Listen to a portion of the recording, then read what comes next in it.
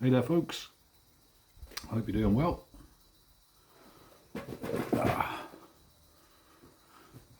Well, it's a Friday around lunchtime. It's fairly chilly here in Somerset.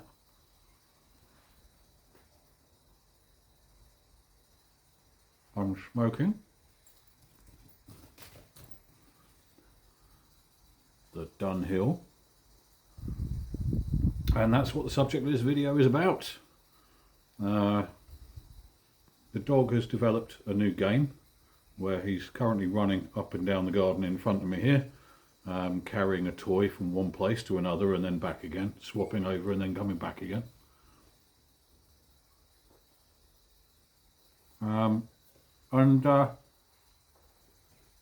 It's funny. I was chatting with some of the guys the other day. We were talking about our YouTube channels and when we started them and so on, and mine's almost 10 years old. That's crazy, absolutely crazy. Yeah, I think I started mine 9, possibly 10 years ago. I can't exactly remember off the top of my head, I'd have to check. But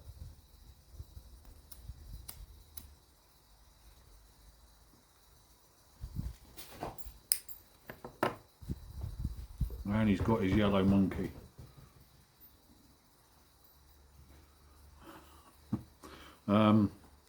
But yeah, so that's weird. 10 years on YouTube, doing pipe videos, that's bonkers. But on that note, actually, when I remember just 10 years or so ago, 9-10 years ago, that I think I was first made aware of HU tobacco stuff, and I know that back in those days, I was smoking a lot of the HU warehouse blends, and so that's what I'm smoking today. I've just had a delivery from Germany, so today I'm on the Indaba, which is one of their African series. It's a Virginia, a Kentucky, and a dark red Virginia, I think, if I remember rightly. But it's really good stuff. I remember smoking it a long while ago, and it's really good stuff. Yeah. So, Dunhill smoking fantastically.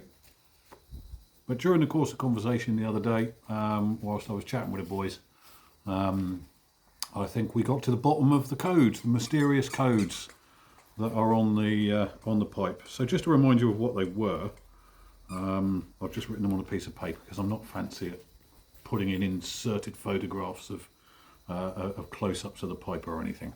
Hopefully you can read that. It's a 5003 and an EX with an underscored 20 next to it. And that underscored 20 right there also appears next to the D of Made in England. Now, so the confusion was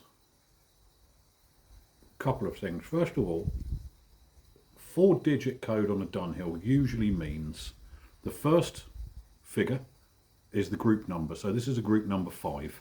That's the size of the bowl, group number 5. So that's the 5 of the 5003. And then the 03 is the shape number, which is a Dublin. Or a billiard, sorry, a billiard. So usually, in a 4-digit number code on a Dunhill, the second digit indicates the kind of stem that you have on the pipe. Now, usually it is a 1 or a 2, a 1 being a regular stem and a 2 being a saddle bit. So the 0 was really confusing me. That was the first confusion. Why a 0 in that second digit? And the other thing was, the dog's going crazy out there. You might hear the odd squeak of a dog toy every so often. The second thing that was confusing me was the code EX20. So Dunhill also have shape codes, which are 2 letters. Now, I've seen an EK, I've seen various ones, but I haven't found an EX, so EX really was confusion. But, and I have to give my thanks to Tim, Hermit Piper, because I think he solved the mystery. So the EX is a code that they used when they exchanged a pipe. EX for exchange, of course. Now, I'd already figured out that the 20, the 20 with an underscore, indicates a pipe from 1980. So we know that this pipe is from 1980, but we didn't know what that EX code was. And so we found out it's an exchange. So somebody in 1980 exchanged this pipe from Dunhill on guarantee, presumably. Maybe they bought a Duff one, it burnt out the bowl or something, they'd sent it in, and this is the exchange, hence the EX20 on the bowl. Now, this still didn't solve the mystery of the anomalous 0 in the 4-digit number code 5003. Now, we don't know whether or not this is actually the case, but to me it seems perfectly logical. So, as we know, the second digit of a Dunhill number code indicates the stem type. And as I say, would have been a 1 or a 2 ordinarily. But if this is an exchange, maybe the only thing that got exchanged was the actual briar part of the pipe itself and not the stem. And maybe the 0 is something that the factory used internally to indicate that there was no stem that went out with this replacement.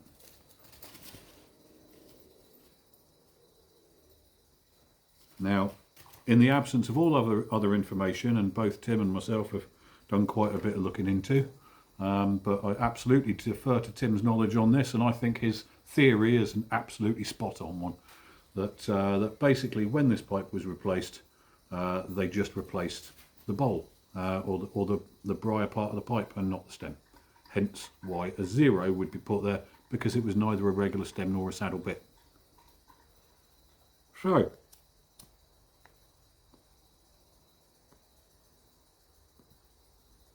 thank you, Tim, Hermit Piper, for potentially having solved the mystery, the Dunhill mystery. Now, if any of you have got any other ideas, I'd be grateful to hear them. But for me, that satisfies my curiosity. So there we go.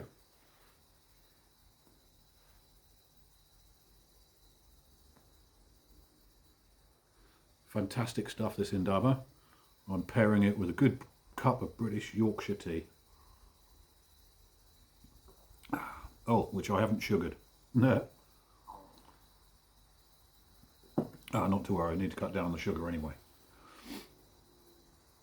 So there we have it.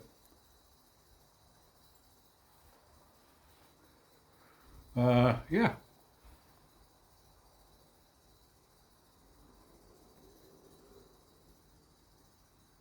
Fantastically good quality, these HU tobaccos. I know they are available in the US these days, but yeah, I remember first coming across these, as I say, it would have been about a decade ago now. And without doubt, just some of the finest quality tobacco you can get, in my opinion. Although I did notice this one is lacking the, they used to have, as well as the push lid that these tins have, they used to have a plastic cover on the top as well, which I found really useful, because when you'd run out, you could then use this tin as a storage, and also coffee cans that I buy sometimes have exactly the same diameter, so I could use the plastic lid that came with these tins as a cover for the coffee can storage. Anyway, yep, that's it for today's video. Thought I'd check in and give you a bit of an update on the Dunhill. So again, thanks again to Pipe Tree, for the incredible gift of tons of pipes. I'm having an absolute blast with them at the moment. So, all right, you folks take care, and I'll catch you again soon. Bye bye.